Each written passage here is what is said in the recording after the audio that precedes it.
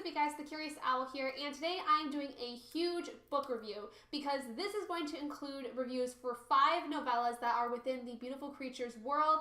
As you guys may know, if you've been following me for a little while, I've been doing a Beautiful Creatures reread of the series by Garcia and Margaret Stohl, and a lot of it was because I wanted to read some of these novellas that are within this world and a spin-off series that I didn't know about the first time I had read the main series, and so I wanted to reread the main series and then read the supplemental work in order to really get an idea of this world and a lot of things and whether or not things kind of are consistent and congruent with what I had originally thought of the series, and actually giving my honest opinions of the main series for the first time in a few years since I had read the series in the first place. Today, the novellas I'm going to be talking about are Dangerous Dream, which comes after the final book in the Beautiful Creatures series, The Mortal Heart, A Seer Spread, Before the Claiming, and A Gatlin Wedding, which all take place after the novella Dangerous Dream, but they jump back far in time before the first story happens. So the first one I'm going to quickly talk about is Dangerous Dream, which, like I said, is the novella that follows the 4th and final book of the main series, Beautiful Redemption. This goes into the graduation time for Ethan, Link, and Lena, and then there's some craziness that goes on because Ridley, Lena's cousin, who is known for causing chaos and all kinds of craziness, comes in and tries to pick a fight with Link, who she has this on and off relationship with. And when things don't go the way she wants, she hightails it to New York City on her own to try and essentially get away from everyone, and then kind of puts her life on the line when she gets involved with this game that essentially she has no place being in. And it kind of, I think, sets up things for the spin-off series that happens with Link and Ridley, which is Dangerous Creatures and Dangerous Deception. And I'm pretty sure this is supposed to be kind of like the prequel to that spin-off series almost, because I know exclusively those 2 books are supposed to deal with Link and Ridley. And there are hints in the other novellas about the fact that there are some repercussions that come from Ridley's meddling and involvement in this kind of game that she gets involved in. And honestly, as far as my thoughts on it, I really liked it. I thought it was a good novella, but at the same time, I'm just so tired of Ridley. Like, as much as I love her as one of my favorite morally gray characters, I'm just tired of her being the bad girl. Like, I want her to actually redeem herself at some point, because she's tried to do it a couple times, but then goes right back to being the person she is. And I know that that's a huge part of her character, is the fact that she struggles so much with being good versus evil. But come on, like, she doesn't understand the fact that, you know, she could just be somebody else. She doesn't have to placate to her Darkcaster ways. She could find a way to, you know, be decent and have a good relationship with Link, because the boy is smitten with her. And I don't understand her. And that's kind of the only reason I didn't care for this so much, is because I just wanted something different to happen. I wanted Ridley to be good, and she wasn't. So I think I ended up giving this one a 4 out of 5 stars, but mostly because I'm just tired of Ridley doing the same exact thing. The next one is called The Mortal Heart. Now, this one does take place after Dangerous Dream, but essentially is the first of 4 novellas to kind of go back in time to kind of explain some things that happened in the past that kind of have led up to what we know today of the Beautiful Creatures world. This one discusses the relationship between Ethan's mother, Lila, and Macon Ravenwood, who is Lena's uncle, because there's a huge thing within this story of the fact that Ethan's mother and Lena's uncle used to have a relationship, but Macon ended up cutting it off because of the fact that he was turning into an incubus when their relationship had essentially started. And then Ethan's mother had then moved on and got married to Ethan's father and had Ethan. Now, I think that this one, it broke my heart so much, because I know how heartbreaking it must have been for Lena to have dealt with something like finding out about Macon and things of that nature. But this was also told from Marion's perspective, Marion was Lila's best friend.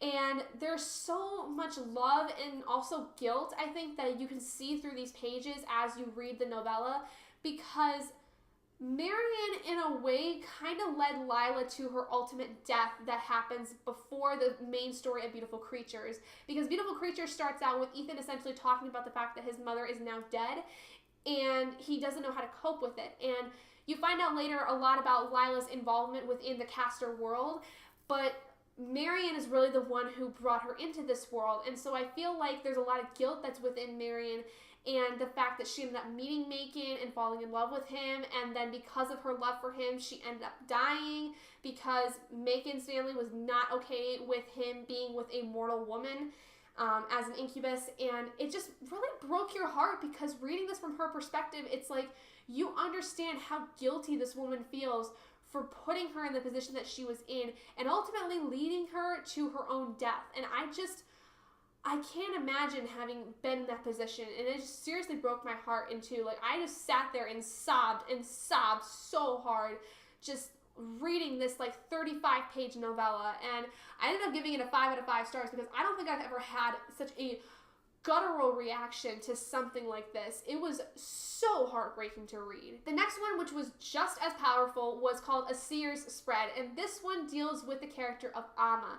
This kind of goes back in time to Amma's childhood and her learning about how she kind of got involved with being a kind of card reader and seer and things of that nature, because she is the first seer in her family since this old ancestor called Stohl the Prophet.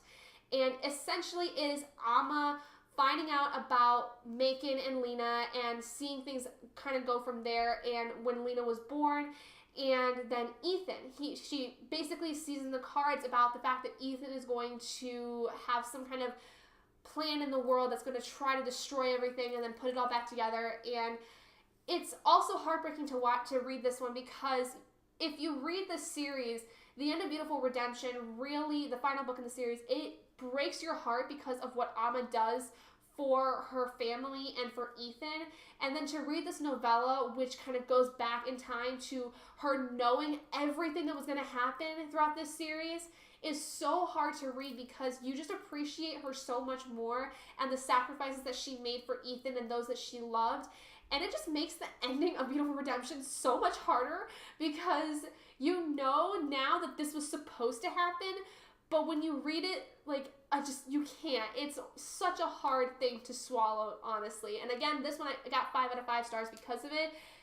These two I think are probably my favorite novellas, because the Mortal Heart and A Seer's Spread, because I just had so many feelings for both these novellas in terms of what they exploited and what they helped to understand within this world. The next novella is called Before the Claiming. Now, this one deals a lot with Lena's birth and her relationship with her mother, because essentially the story with Lena and her mother is Lena's mother, Seraphine, was what's called a cataclysm, and that is a really, really powerful caster, like one of the most powerful casters ever. And unfortunately, Lena's mother, based on this curse that is within the Decanier family, she turns dark.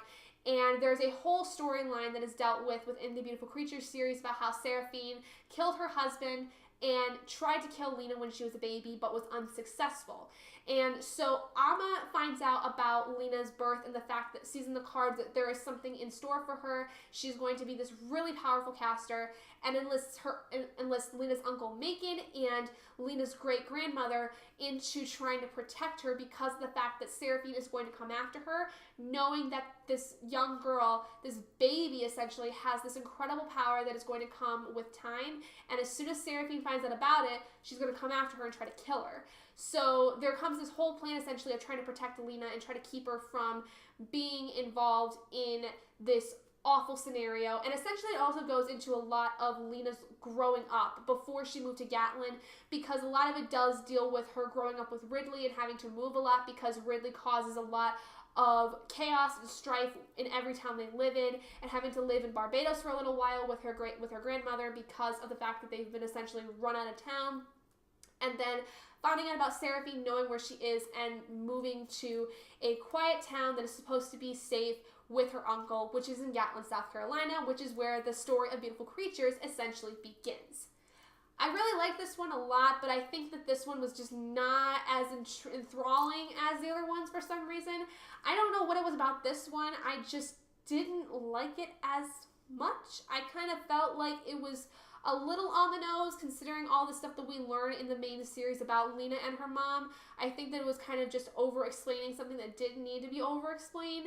And so because of it, I gave it a 4 out of 5 stars. Like, I still enjoyed it as a kind of explanation of a lot of Lena's childhood, but I wish that it kind of would have focused only on the childhood aspect and her, you know, growing up, as opposed to it starting out with talking about the fact that Seraphine is going to try to kill her, which we already knew, and just focus more on Lena growing up with Ridley. I would have liked to see that a lot more, I think, than anything else. And then finally, the last novella that is within this world is called A Gatlin Wedding. So throughout these novellas, actually, there is this story that kind of goes on that's kind of like in the more present time, where Ethan's father is actually getting remarried. Basically, a lot of the novellas talk about, you know, the wedding and getting prepared for it and finding these things that kind of like remind them of, you know, people or events that happened in the past, which is why they go back in time to answer some questions for the entire series. The Gatlin Wedding takes entirely in the present because of the fact that it is like the rehearsal dinner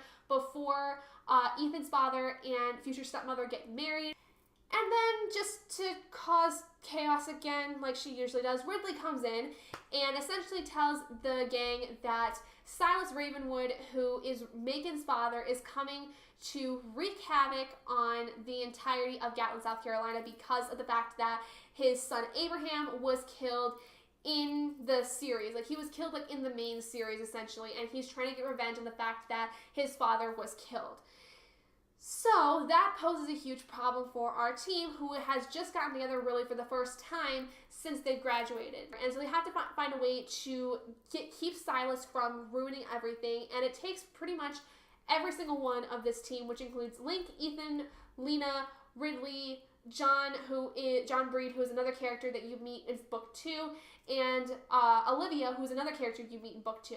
And then there's also Lena's family, including Macon and Aunt Delphine, and also Marion, who is, like I said, Ethan's mother's best friend. So there's a lot of people that are involved with this, because this is a huge cast of characters that has been involved with this entire, you know, story, and so they all have to try to figure out a way to keep Silas from destroying this wedding and destroying Gatlin for once and for all. I thought that this was such the greatest ending to this story, because I think Beautiful Redemption, honestly, was just such a sad way to end the story.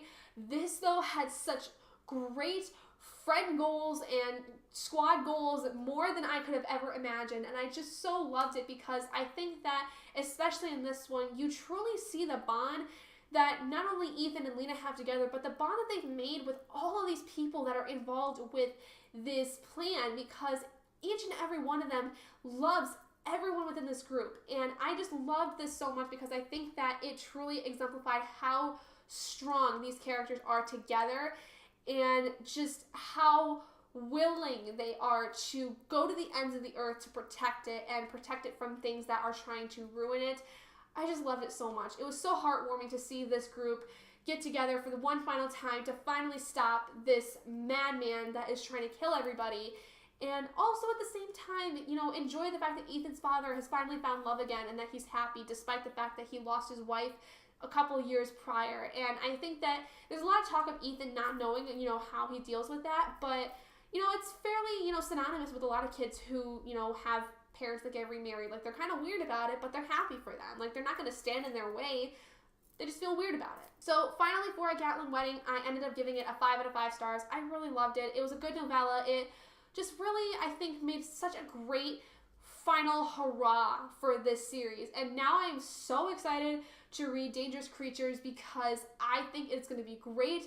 It is a spinoff that involves Link and Ridley, and Ridley's really caused some crap for Link thanks to what she does in Dangerous Dream, and I just can't wait to see what it is. So there you guys go. That is my very large review of these novellas. I thought this would be a lot easier than trying to film 5 separate videos for these novellas, as I don't have a lot to say about them considering they're novellas, but I kind of want to talk more about whether or not they worked for me in terms of, you know, explaining things in the story, and what they kind of did for me in terms of my feelings, and how, you know, especially with like the one with Amma and the one with Lila, they gutted me so much, because I finally understood the whole story with these characters, and it made it so much harder for their problems within the main series.